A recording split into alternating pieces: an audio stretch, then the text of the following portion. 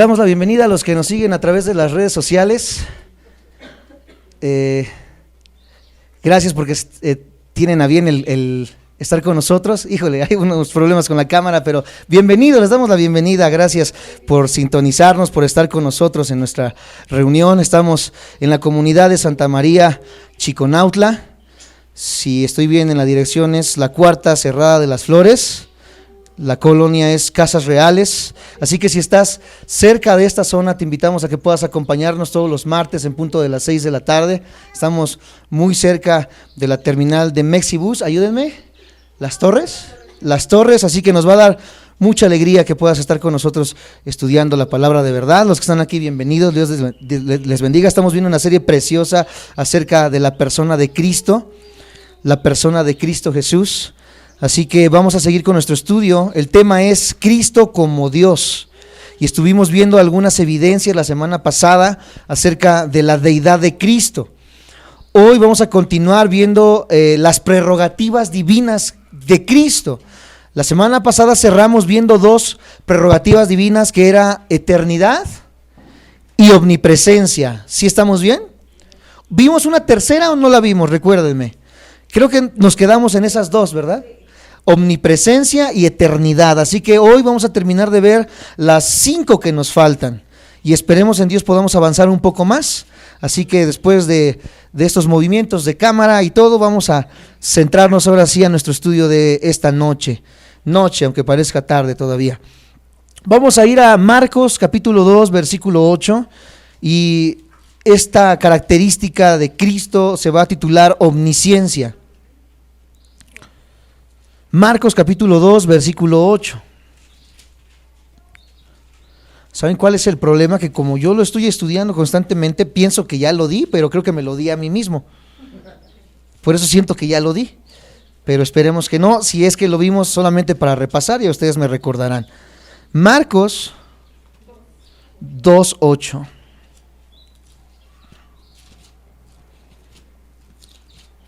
Y dice de esta manera, Marcos capítulo 2, versículo 8, y conociendo, di conmigo, conociendo. Luego Jesús, ¿quién había conocido? En su, ¿qué dice? En su espíritu, que cavilaban de esta manera, dentro de ¿dónde? De sí mismo les dijo, ¿por qué caviláis así en vuestros corazones? Esta característica de Cristo, que es una de las características que el Padre tiene, es la omnisciencia. Dios lo sabe todo, di conmigo, Dios lo sabe todo. Por lo tanto, es omnisciente. Y al ser omnisciente, amados santos de Dios, sería el único ser que tendría estas características, como vimos la semana pasada. Dios no comparte la gloria con nadie. Pero Cristo, nos damos cuenta que de la misma manera dice que conocía lo que pensaban estas personas, ¿en dónde?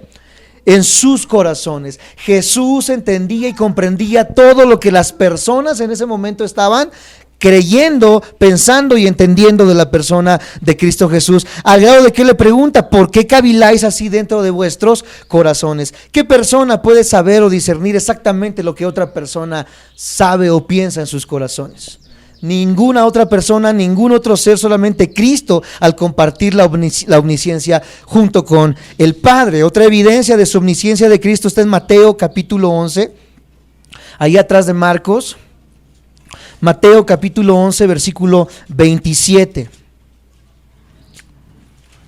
Les voy a pedir que puedan compartir sus Biblias, ya que nos falta mucho por ver, y voy a ir un poco rápido.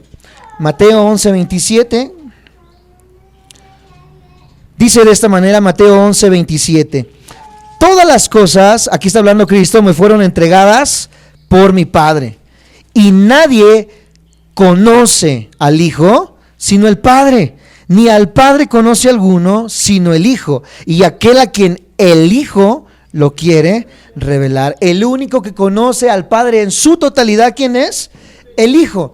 Y el único que conoce al Hijo en su totalidad es el Padre, y a quien el Hijo quiere revelar al Padre. Por lo tanto, volvemos a ver una relación completamente estrecha entre el Hijo, Jesucristo, y el Padre en cuanto al conocimiento de estas dos personalidades. Por último, vamos a ver San Juan capítulo 2, versículo 24, en la instancia de la omnisciencia. San Juan 2, 24. San Juan 2:24, y estamos viendo la instancia de la omnisciencia. Vamos a leerlo desde el versículo 23 para poder entender. San Juan 2:23, si lo tienen me dicen amén. Y los que no lo tengan aún pueden compartir su Biblia con el que esté al lado suyo. Dice, estando en Jerusalén, en la fiesta de la Pascua, muchos, ¿qué cosa? Espérate tantito. Este versículo ha sido muy utilizado para poder hablar acerca de que los milagros provocan que la gente crea. Nosotros por supuesto que creemos en milagros. Los que nos ven ahí por internet, no quiero que piensen o indaguen o piensen cosas erradas de nosotros. Nosotros sabemos y entendemos y creemos que Dios sigue haciendo milagros. ¿Cuántos creen esto? Dios hace milagros, pero la iglesia hoy en día está enseñando y está diciendo que para que una persona pueda venir a Cristo y convertirse tiene que ver señales y milagros, y utilizan este pasaje y dicen, mira hermano, aquí dice que muchos que creyeron en su nombre viendo las señales que hacía. Por lo tanto, iglesias o sectas como Pare de Sufrir, etcétera, etcétera, enseñan que la gente va a venir a Cristo hasta que vea milagros. Y si no ve milagros, no podemos creer que Cristo esté en ese lugar. Ahora, si bien este pasaje está diciendo que muchos creyeron, queremos hacer lo que entre comillas creyeron. ¿Por qué? Porque el versículo 24 nos dice acerca del conocimiento pleno de Cristo. Pero Jesús mismo no se fiaba de ellos porque Él conocía el corazón de cada uno de ellos. Y aunque las personas que estaban ahí, al ver los milagros que hizo Jesús, aparentemente creyeron, dice Jesús que Él no se fiaba de ellos. Y no tenía, dice el 25, necesidad de que nadie le diese testimonio del nombre, pues Él sabía lo que había en el hombre. Hoy muchas iglesias están empecinando en que, ¿verdad? Polvito de oro que cae del cielo, diamantes que caen del cielo, milagros, señales, prodigios que pasan en la congregación. En Estados Unidos hay una iglesia, me reservo el nombre, autoproclamada cristiana, donde dice que una persona llamada pastor levita dentro de la congregación y que irradia luz. Todas estas cosas, amados santos de Dios, son cosas que dice la Biblia que sucederían, pero sucederían para engañar a muchos, ya que, amados santos de Dios, así como hay milagros y prodigios verdaderos, también los hay mentirosos. Y muchas personas están creyendo en milagros falsos. Muchas personas que salieron de muchas religiones, podría mencionar a muchas de ellas, podrían testificar y decir, es que yo en mi religión vi milagros. Vi cómo las imágenes derramaban sangre de sus ojos, vi cómo había apariciones, vi cómo un ángel se manifestaba, etcétera, etcétera. Pero estas señales y prodigios que están viéndose en muchas de las religiones, amados santos de Dios, la Biblia los condena como peligrosos. ¿Por qué? Porque estas personas, aunque vieron milagros y creyeron aparentemente, dice que Jesús no se fiaba de ellos, no confiaba en ellos, porque siguieron, ¿qué cosa? Su vista. Y como hemos estudiado en Romanos, la fe no viene por el ver, la fe viene por el oír. Por eso los que nos ven por internet, los que están aquí presentes, qué importante es los estudios de la palabra de Dios, más de una vez al día, más de una vez a la semana. Muchas personas, ¿verdad? A veces tenemos un estudio al mes, un estudio cada 15 días, pero las personas necesitan, y más los cristianos necesitamos, estar constantemente expuestos a la palabra de Dios para no caer en estos juegos de milagros y prodigios mentirosos. Aquí el punto que cabe aclarar es que Jesús conocía, dice, a todos, y que no necesitaba que nadie dijera nada, porque Él entendía y sabía lo que había en el corazón de estas personas. Esa es la instancia de la omnisciencia. Bueno, Jesús tiene entonces una eternidad, Jesús es omnipresente, Jesús tiene una omnisciencia, y vamos a ver que también es omnipotente. Di conmigo, omnipotente. ¿Qué significa esto? Que Jesús es todopoderoso. Di conmigo, Jesús es todopoderoso. Vamos a ver evidencias en Apocalipsis 1:8. Apocalipsis capítulo 1, versículo 8.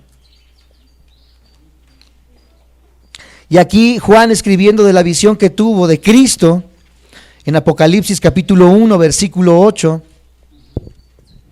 habla de esta manera, dice, yo soy el alfa y la omega, o sea, el principio y el fin, dice el Señor. ¿Cuál Señor? Jesucristo, el que es, el que era, el que ha de venir. Y ahí subraya en tu Biblia el todo Todopoderoso. Cristo se está adjudicando el nombre ¿de qué? De Todopoderoso. Él es el Todopoderoso, una omnipotencia. Otra evidencia la podemos encontrar en San Juan capítulo 5 versículo 19. Tantas evidencias que hay en la Biblia y denominaciones como el unitarismo, como los testigos de Jehová, como todo lo que proviene de Guillermo Miller, las iglesias de los adventistas, etcétera, etcétera, que le quitan esta deidad a Jesucristo. Y la Biblia está llena de evidencias de la similitud en cuanto a Cristo con el Padre. San Juan 5:19, cuando lo tengan me dicen amén. San Juan 5:19 dice de esta manera: respondió entonces ¿quién? Jesús, y les dijo: de cierto os digo, no puede el Hijo hacer nada por sí mismo, sino lo que ve hacer al Padre, porque todo lo que el Padre hace, también lo hace el Hijo. ¿Cómo? Igualmente. ¿Sabes cuál es la palabra en el griego para igualmente? Si quieres apuntarla, hay 3 palabras, o más bien 3 raíces. Es una misma palabra con 3 raíces. Qué exquisito es el idioma griego, cuánta abundancia nos puede dar y cuánta luz cuando lo estudiamos a profundidad. Estas 3 raíces son estas 3 palabras. Escríbelo con J, jamá. Jamá, así como se escucha. Jamá, con J, exactamente. Jamá. Y significa al mismo tiempo.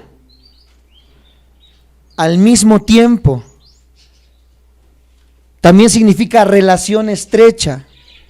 Jamás significa al mismo tiempo y relación estrecha. La segunda raíz es homoios, así como se escucha. Homoios. Homoios, con i latina. Homoios. Homoios. Homoios. Y significa similar en apariencia. Similar en apariencia y carácter. Homoios, similar en apariencia y carácter. Y la tercera raíz es homou. Homou. Y significa juntos, juntos, en el mismo lugar o tiempo. Y esto, amados santos de Dios, es la transliteración del griego al español. Por lo tanto, si lo transliteramos directamente del griego al español, diría de esta manera: también lo hace el Hijo similar en apariencia y carácter, junto al Padre en el mismo lugar y tiempo, al mismo tiempo y con una relación estrecha. Eso significa que el Hijo lo hace igualmente. ¿Qué otro ser creado, como dicen los testigos de Jehová, puede hacer algo igual que el Padre, al mismo tiempo que el Padre, con el mismo carácter que el Padre y con la misma imagen que el Padre? Ningún otro, amados santos de Dios. Por lo tanto, Cristo también es omnipotente. Y por último, una tercera evidencia, Filipenses 3:21. Filipenses 3:21.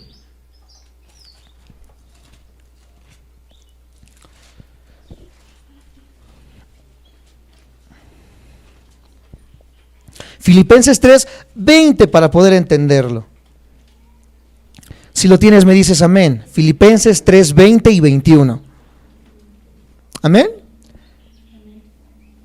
Filipenses 3:20 y 21. Acuérdate que está en el paquetito de los enses, Filipenses, Colosenses, Tesalonicenses. Si ubicas uno de esos ya está cerquitas. Filipenses 3:20 y 21. Amén. 3:20 y 21. Amén. Dice de esta manera: mas nuestra ciudadanía está en los cielos, de donde también esperamos al Salvador. ¿A quién? Al Señor Jesucristo. Por lo tanto, está hablando de ¿quién? De Cristo. Versículo 21, el cual, o sea, Cristo, transformará el cuerpo de la humillación nuestra para que sea semejante al cuerpo de la gloria suya por el poder con el cual puede también sujetar a sí mismo todas las cosas. Cristo entonces es todopoderoso, al igual que el Padre. Pero no solamente eso, otra cualidad de Cristo es que Él es inmutable. Di conmigo, inmutable. O sea que no cambia, inmutable. Y lo vamos a ver en Hebreos 13:8. Inmutabilidad, Hebreos 13:8.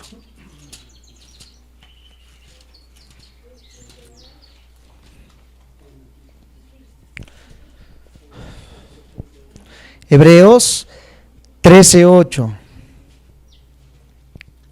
Cuando lo tengan me dicen amén.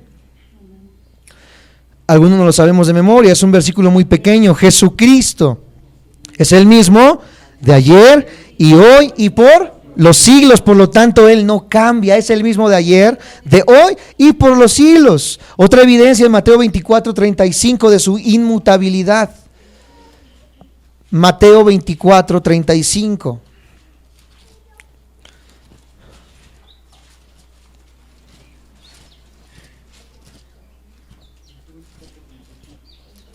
Mateo 24, versículo 35. Hablando una vez más, Cristo Jesús dice, el cielo y la tierra, ¿qué cosa? Pasarán, pero mis palabras no pasarán, mis palabras permanecen, mis palabras no cambian, por lo tanto es inmutable. Otra característica que podemos encontrar es su santidad. Dios, el Padre, es un ser santo, santo, santo, y Lucas 1:35 nos dice que Cristo también es un ser santo. Lucas 1:35. Lucas 1:35. Estoy omitiendo muchos pasajes por el tiempo que nos llevaría a poder tomarlos. Si a alguien le interesa que les dé un cuadro completo de todo esto, me lo puede mandar por mensaje privado en mi WhatsApp y se los envío en un formato PDF. Lucas 1:35. Esta es la historia de cuando el ángel visita a María. Lucas 1:35. Dice de esta manera, respondiendo el ángel le dijo, el Espíritu Santo vendrá sobre ti y el poder del Altísimo te cubrirá con su sombra. Por lo cual también el santo ser que nacerá será llamado Hijo de Dios. Aún no había nacido y ya era ¿qué cosa? Santo. Cristo en su naturaleza humana no vio pecado ni conoció pecado. Pero antes de que Él naciera, el ángel ya está diciendo y testificando que Él ya era santo, hablando de su preexistencia, que Él ya existía antes de nacer y que Él ya era santo antes de nacer. Cristo era santo antes de nacer, el Padre es santo al igual que Cristo. Primera de Pedro 1:19 para ver otra evidencia. Primera de Pedro 1:19, ahí nos vamos casi a Apocalipsis. Está atrás de Judas, primera, segunda y tercera de Juan, y ahí vas a encontrar Pedro, primera de Pedro 1:19.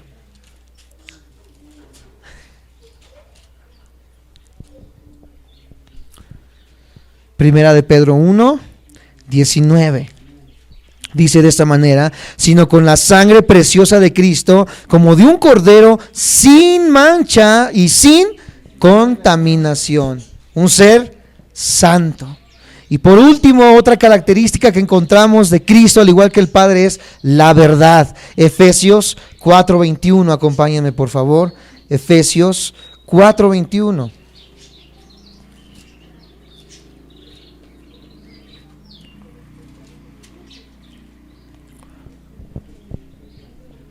Efesios 4:21.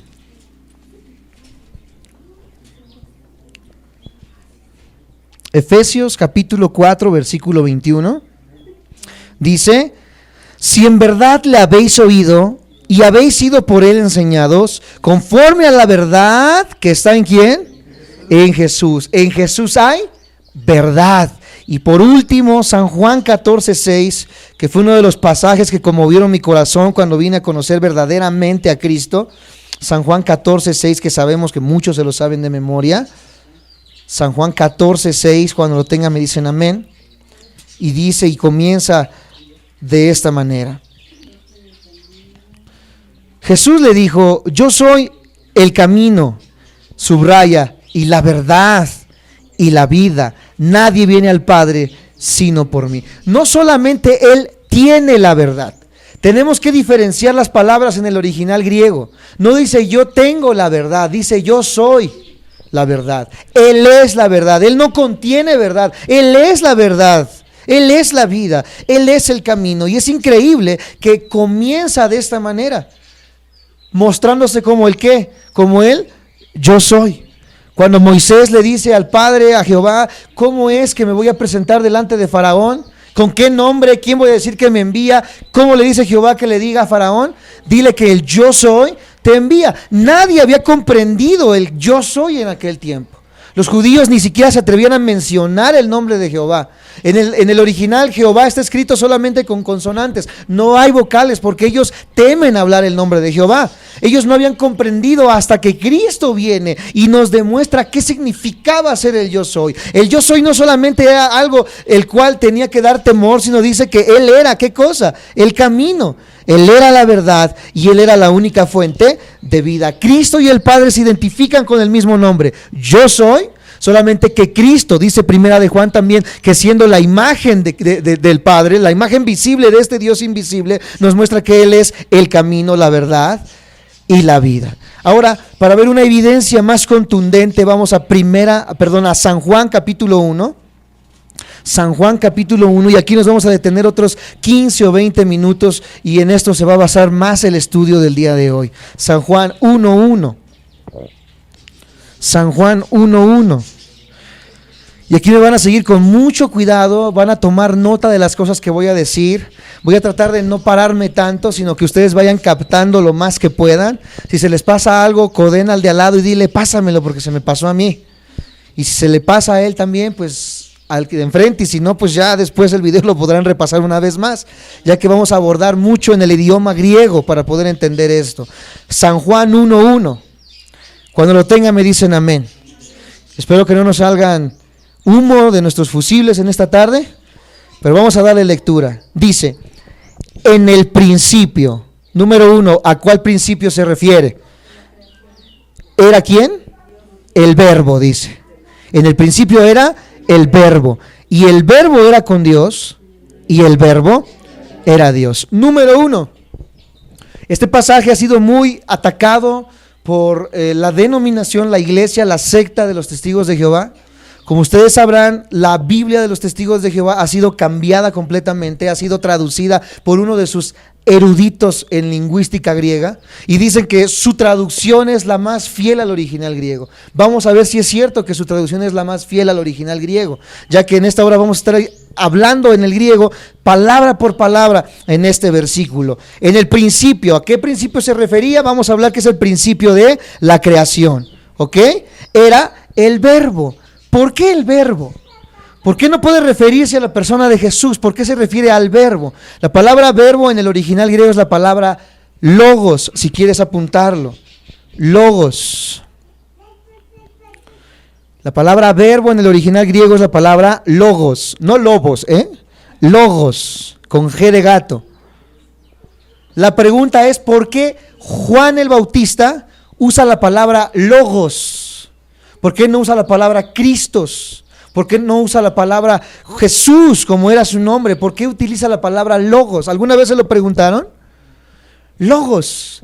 ¿Sabías tú que en el tiempo de los judíos y de los romanos, la palabra verbo o logos hacía referencia a un ser divino, a un ser supremo? Si tú te vas a la cultura griega, a la cultura romana y a la cultura judía, que en el Targum, que el Targum es como otra Biblia, pero es una traducción fiel, pero en una paráfrasis de los judíos en aquel tiempo, para hacerlo más sintetizado el Antiguo Testamento. En el Targum ellos utilizan esta palabra logos para referirse al Padre. Los griegos se referían al Dios no conocido como el logos. Por lo tanto, Juan, al tener una carta universal y hablarle a todo el mundo conocido en aquel tiempo, se refiere no como el Dios, no se refiere como Jehová, porque los griegos no creían en Jehová. Es más, ni lo conocían de la manera en la que los judíos lo conocían. Ellos tenían sus dioses, pero para que Juan pudiera referirse a un ser superior, tiene que referirse de una manera universal en la que todas las demás culturas de aquel tiempo pudieran asociar ese nombre al ser superior. ¿Sí me siguen? Por lo tanto, él usa una palabra universal, la palabra logos. No dice Jehová, no dice Cristo, dice logos, porque era la palabra universal para un ser superior. Por lo tanto, dicen, el principio era Logos, y el Logos o el ser superior era con Dios, y el Logos era Dios. ¿Por qué en griego la palabra Logos, vuelvo a repetir, significa esto? ¿Y por qué los judíos lo parafrasean de esa manera en Éxodo 19:17? Si quieren acompañarme para poder leerlo. Éxodo 19:17, sin que pierdan San Juan. Éxodo 19:17.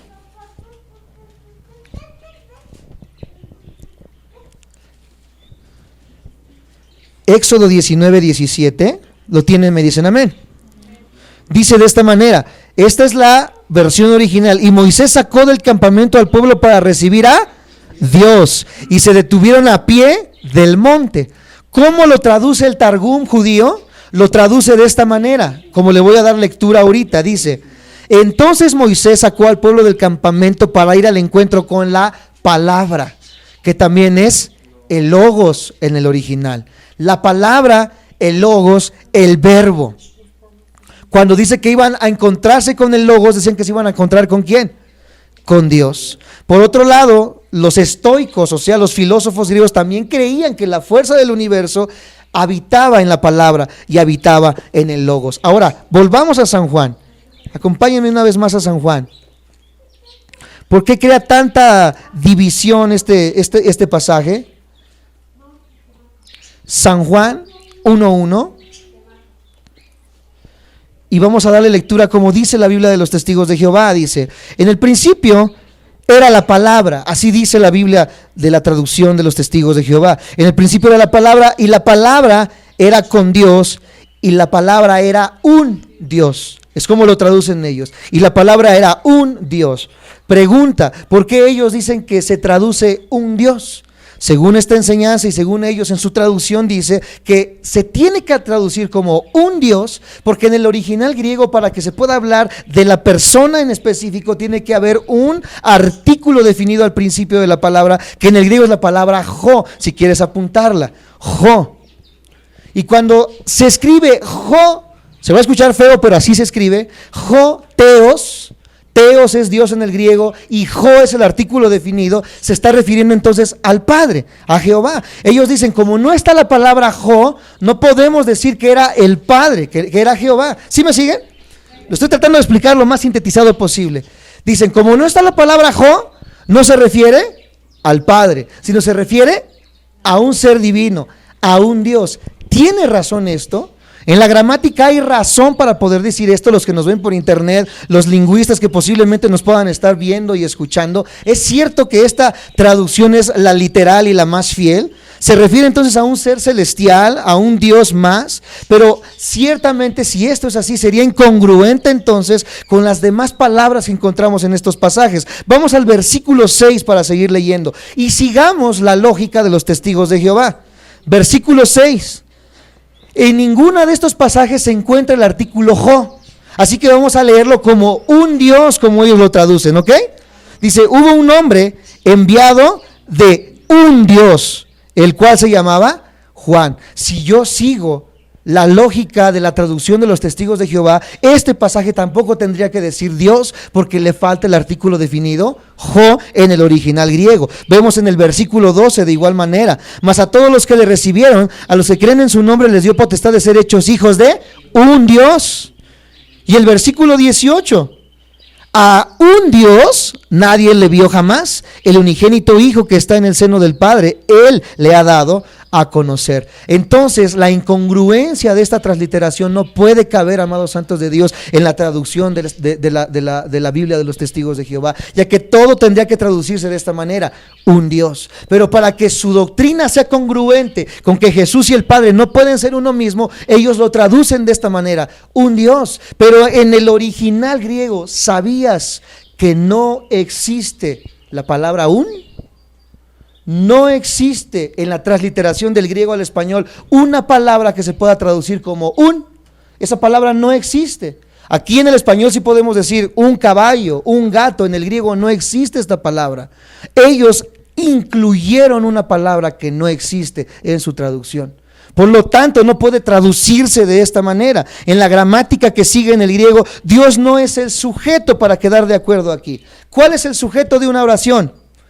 Los que estudiaron ahí español, los que van en la secundaria, me pueden apoyar en la preparatoria. El sujeto es el centro de la oración, a lo que la oración se refiere. Por lo tanto, si dice, Pepito se cayó de la patineta, ¿cuál es el sujeto? ¿Y cuál es el predicado? Se cayó de la patineta. Entonces, cuando no hay un artículo definido en el original griego, ese sujeto que encontramos ahí, teos, como no está el ese teos no se convierte en el sujeto, se convierte en la cualidad del sujeto que encontramos en primera instancia. Es una clase de español bien avanzada y de griego también. Si yo no encuentro un artículo definido para poder hablar de teos, o sea, de Dios, se convierte entonces en la cualidad del sujeto que encontramos en este pasaje. ¿Y cuál es el sujeto que encontramos en San Juan 1:1? Léanlo otra vez y díganme cuál es el sujeto.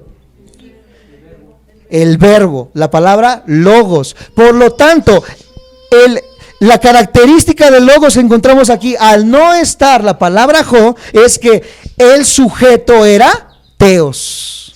No era un teos, porque un no existe en el griego. El sujeto, el logos, era teos. ¿Cuál es la transliteración exacta como está en el griego al español? Tendría que leerse de esta manera. Dice de esta manera en la transliteración exacta del griego al español: en principio era la palabra, y la palabra estaba con el Dios, y Dios era la palabra. Así es como debería de traducirse exactamente del griego al español, por las palabras que no existen en el griego del español. En principio era la palabra, y la palabra estaba con el Dios, y Dios era la palabra, ya que al no estar el artículo definido se convierte en la cualidad del sujeto y no en otro sujeto más. Si me doy a explicar.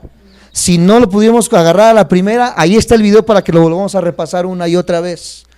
Al no haber un artículo definido, como dicen los testigos de Jehová, al no estar el teos, un Dios o el Dios todopoderoso, este teos se convierte en la cualidad. Así como podría ser Pepito es alto, la palabra es Dios. ¿Me siguen? Me dicen amén. Entonces quedamos número 1, que el artículo 1 no existe en el griego. Y cuando en una oración el sujeto no va precedido por un artículo definido, ese sujeto se convierte en la cualidad. ¿Qué está afirmando Juan en este pasaje? Juan afirma desde el inicio que Dios es Jesús y que Jesús es Dios. Jesús tiene una divinidad al igual que el Padre, lo que es esencial para entender todo lo demás que viene en la persona de Cristo Jesús. Si continuamos analizando este verso bíblico, vamos a leer: en el principio existía, ¿qué cosa? El verbo. Una vez más, ¿a qué principio se refiere? ¿Realmente se refiere al de Génesis? Vamos a Génesis 1:1 sin que pierdan San Juan para verlo, si es cierto. Génesis 1:1. Nuevamente, en el principio, ¿qué hizo? Creó Dios los cielos y la tierra. Creó. Dios es ¿qué cosa? Creador. Dios creó los cielos y la tierra. Ahora vayamos a San Juan 1:1. En el principio era el verbo, y el verbo era con Dios, y el verbo era Dios. Este era en el principio con Dios. Aquí sí está el artículo por eso dice con Dios. No hay otro sujeto, el único sujeto es ¿quién? Dios. Este era en el principio con Dios. Con, esa palabra con, si quieres apuntarla en tu libreta, ¿a qué se refiere? Cada palabra importa muchísimo al leer la Biblia, y más al defender nuestra fe. Esa palabra con, en el original griego, es la palabra pros, si quieres apuntarlo. Pros. Y significa íntima unión. Pros, íntima unión.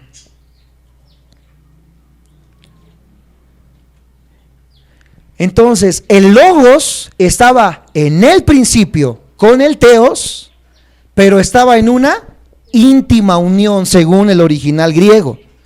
Y después dice el versículo 3, todas las cosas por él. ¿A quién se está refiriendo? al Logos, porque Él sigue siendo el sujeto de todo este pasaje.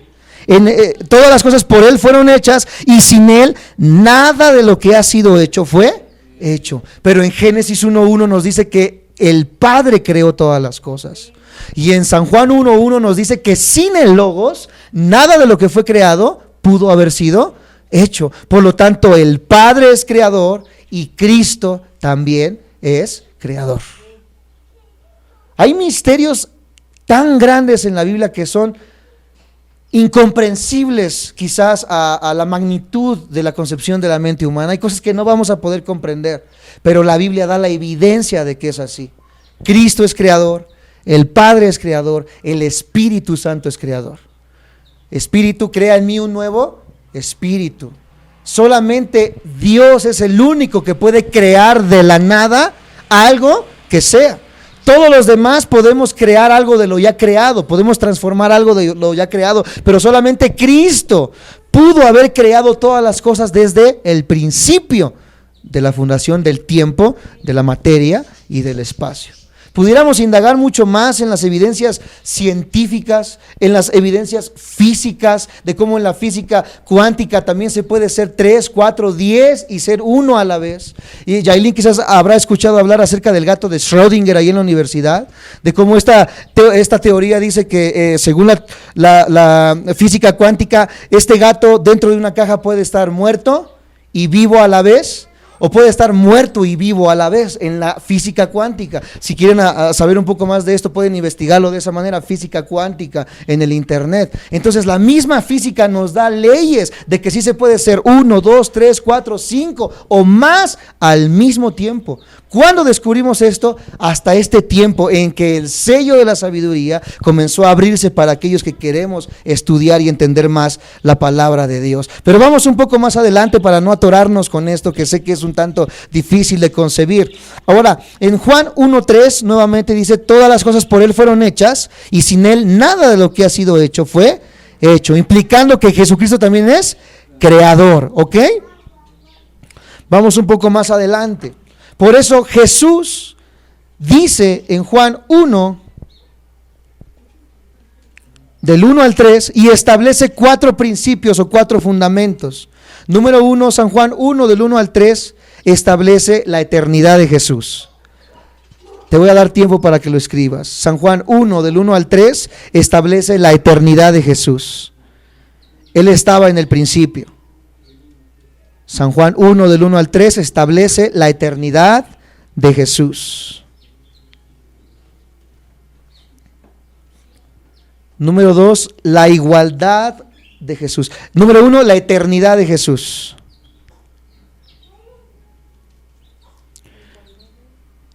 Uno, la eternidad de Jesús. Número 2, la igualdad de Jesús con el Padre. La igualdad de Jesús con el Padre. Número 3, la divinidad de Jesús. Número 3, la divinidad de Jesús. Número 3, la divinidad de Jesús. Y número 4, Jesús como agente, Jesús como agente creador. Y ahí mismo en San Juan, vamos al 14, versículo 9, por eso Jesús se atreve a decir estas palabras en San Juan 14, 9.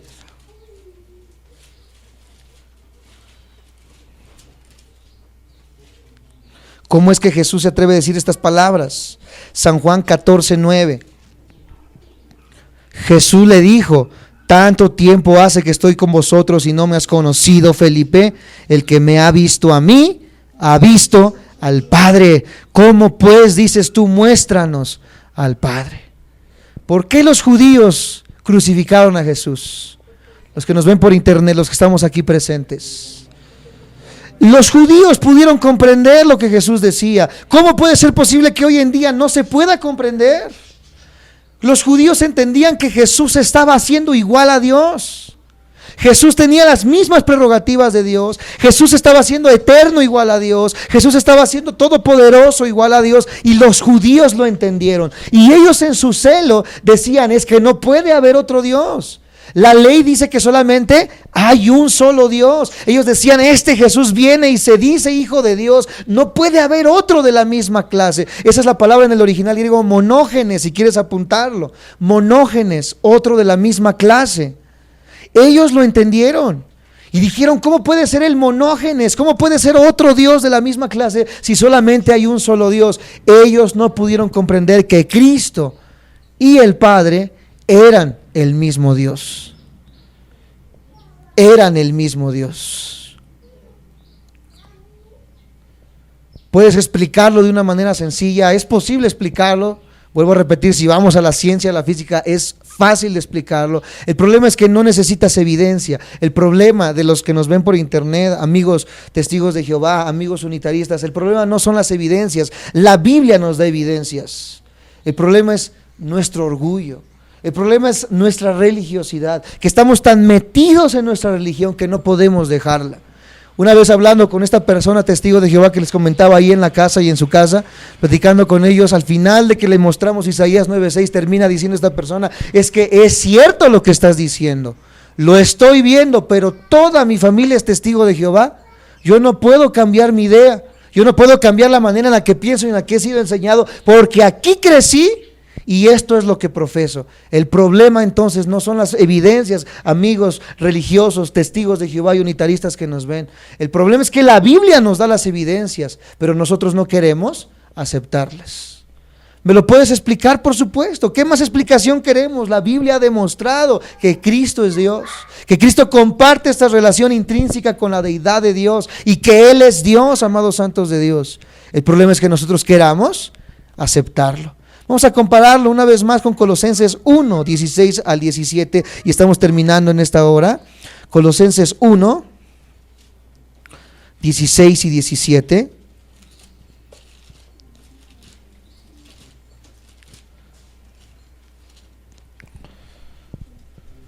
Colosenses 1, 16 y 17. Si lo tienen me dicen amén. Una vez más viendo la gente creador como Cristo. Colosenses 1, 16 y 17 dice, porque en Él fueron creadas todas las cosas, las que hay en los cielos y las que hay en la tierra, visibles e invisibles, sean tronos, sean dominios, sean principados, sean potestades, todo fue creado por medio de Él y para Él. Pero en el Antiguo Testamento una vez más dice que el Padre no comparte su gloria con nadie. El Padre es celoso. ¿Cómo puede ser posible que todo fue creado por medio de Cristo y para Cristo? Si dice el Antiguo Testamento que todo fue creado para la gloria de ¿quién? La única explicación que podemos dar según la analogía, que así se llama en la teología, también si quieren apuntarlo, la analogía, la comparación del Antiguo y el Nuevo Testamento, según esta rama de la teología, es que podemos concluir que Cristo y el Padre son uno solo. Son uno solo, pero en el tiempo y en el espacio manifestados en dos personalidades completamente diferentes, pero perteneciendo y siendo ese mismo Dios por todas las evidencias que nos muestra la palabra. Por último, comparémoslo con Hebreos 1:3.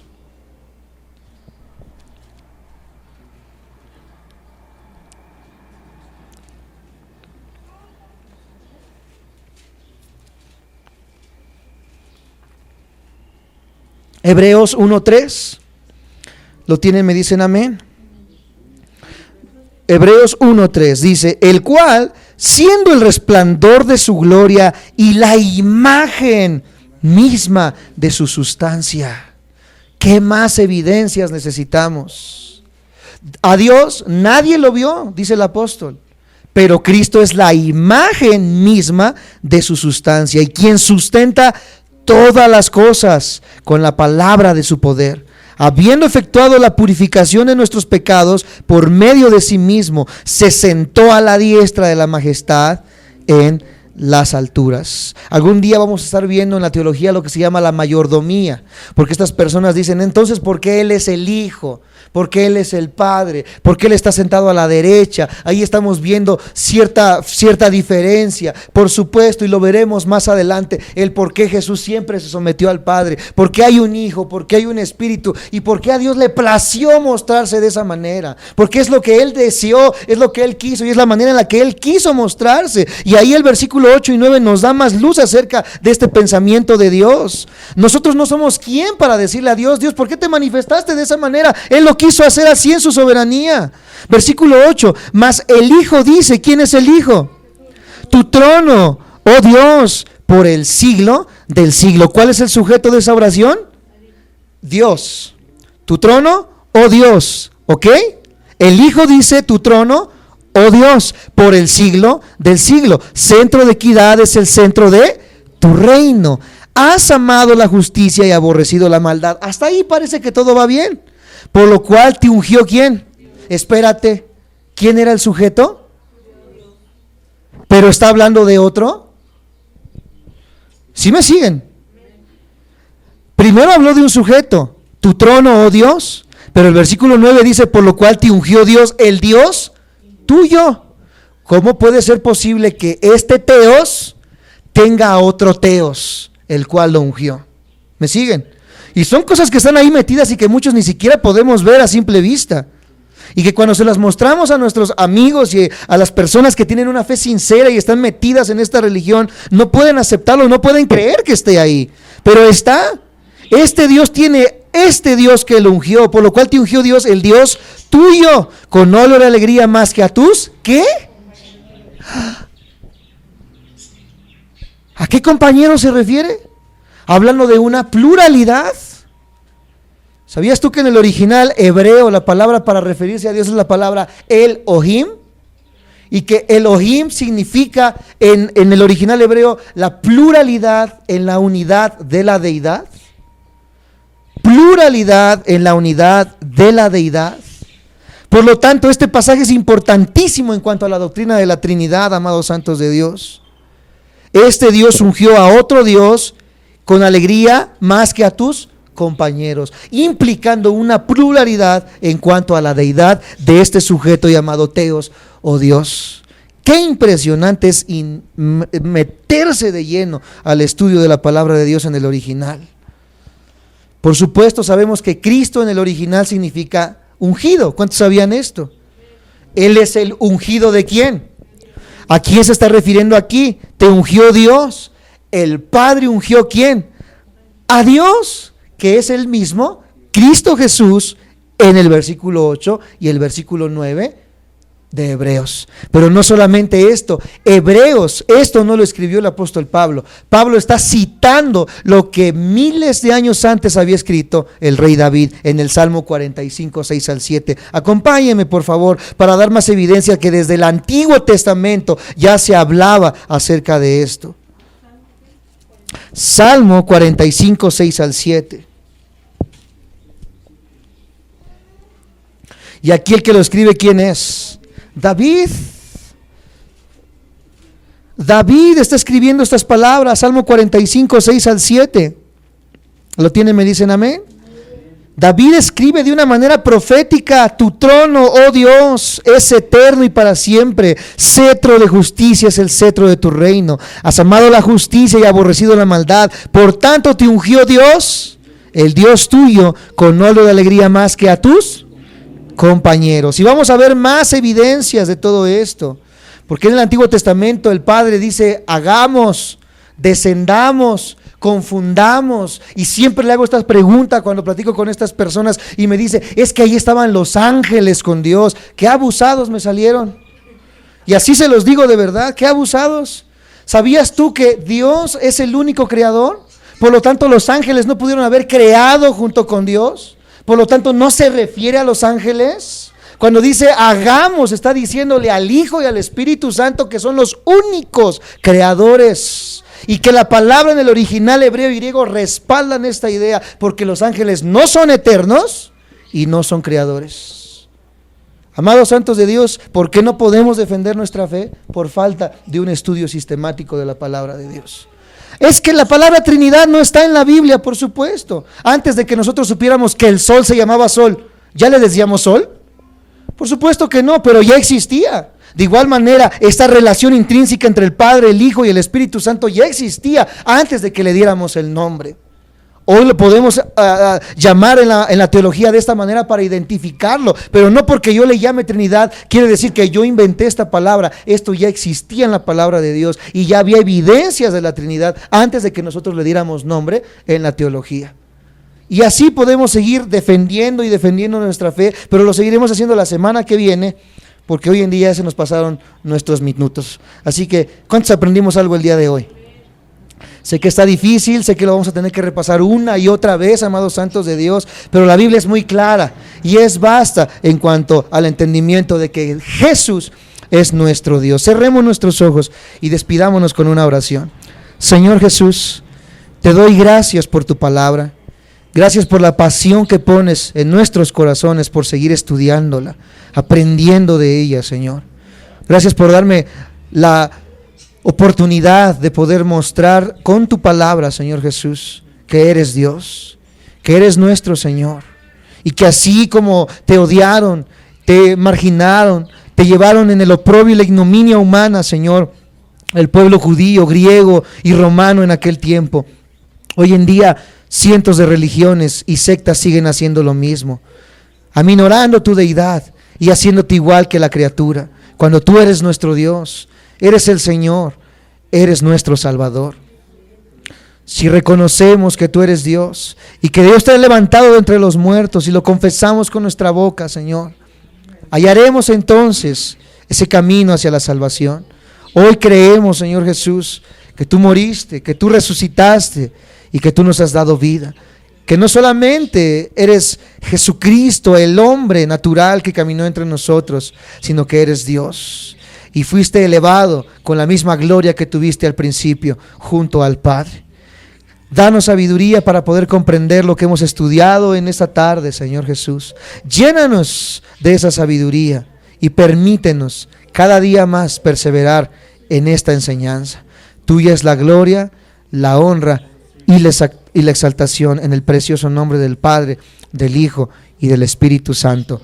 Amén y amén. Y mientras somos despedidos,